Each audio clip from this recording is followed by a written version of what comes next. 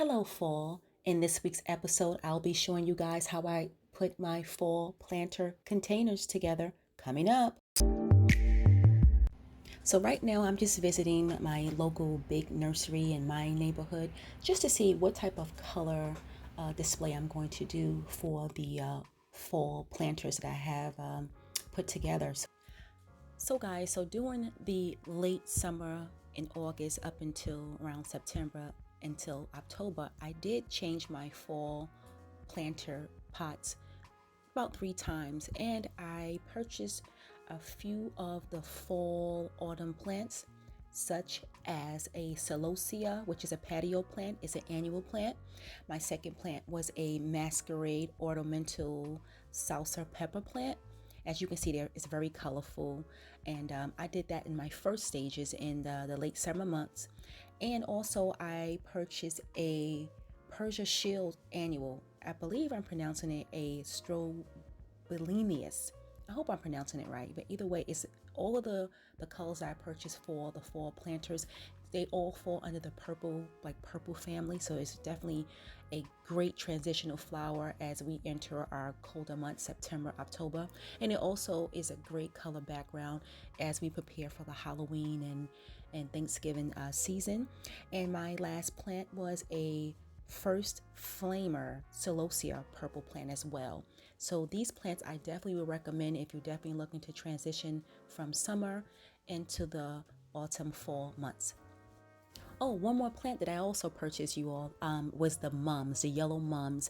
One thing about yellow mums, they are one of those type of transitional plants, especially during the autumn time. A lot of the local nurseries and our local supermarket and big box stores carry them. I did purchase a few yellow mums 3 times throughout my changing my planters a few times up until now.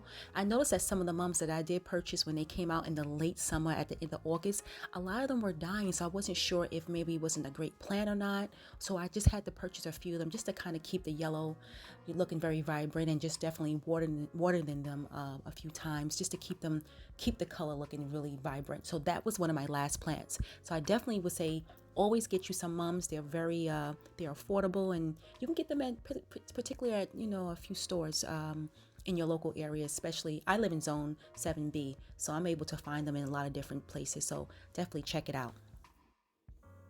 Up next, guys, as you can see, I am removing my first stage of fall plants that I had displayed late in the summer going into early September, which consist of the salsa masquerade ornamental pepper plants along with the first flame purple celosia plants.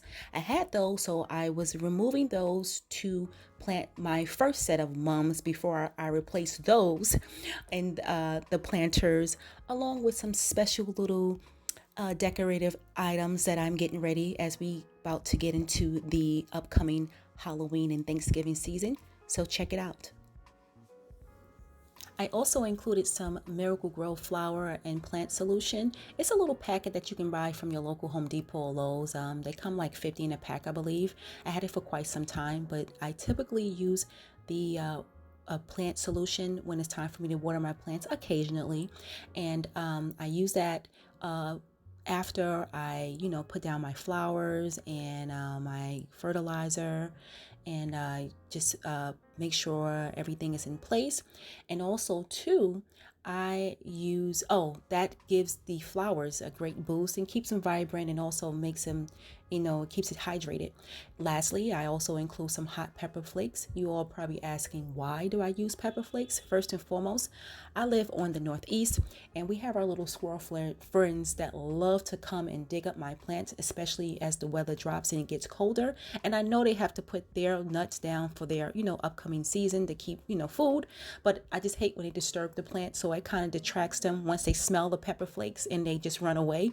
So that also avoids my flowers from getting, removed and looking all disgruntled as a display. But check it out if you want to try it.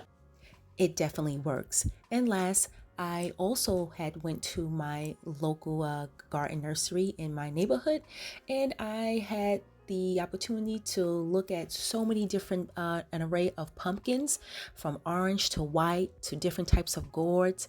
This year we had some really different type of gourds that were like, I don't know, they just look like little creatures, but very unique. So if you definitely want to add any type of decor, especially during the upcoming Halloween harvest season, I definitely would recommend going to your local nursery and picking you up a few different types of gourds and pumpkins of your choice or size. As you can see, I got some miniature orange, white, and some miniature gourds to implement within my display for the upcoming, harvest and Halloween season. And it's going to also take me into the Thanksgiving holidays unless I decide to change them up again.